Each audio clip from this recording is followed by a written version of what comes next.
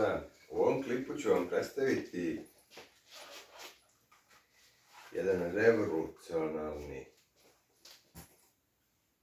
solarni powerbank. Solarni powerbank jer ima ovdje solarni panel i zelena lampica se uključi kada se on puni. On u sebi ima bateriju od 10.000 mAh. Ovdje ima dva izlaza sa dva USB-a i ovdje ima micro USB za punjenje na struju kada nema sunca. Također ima ovdje lampicu i prekidač pa ću vam pokažem. Ovo je svetlo. Jednom kad dva put pritisnete upalite svetlo, jednom još kad pritisnete kao da oborite svetlo i još jednom SOS signal. Dva put pritisnete da ga ugasite.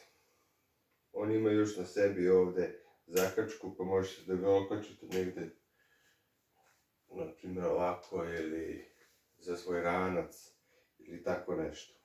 Sad ću vam pokazati. Trenutno nemam kod sebe drugi mobilni telefon da mogu da punim preko USB-a, pa sam odlučio ovu lampu na 5V da vam pokažem i na USB kako sija i kako radi. Znači pokaže se plavo i kreće da sija. Sija sasvim solidno, možete ga koristiti za kampovanje ili na nekim mestima gdje nema električne energije.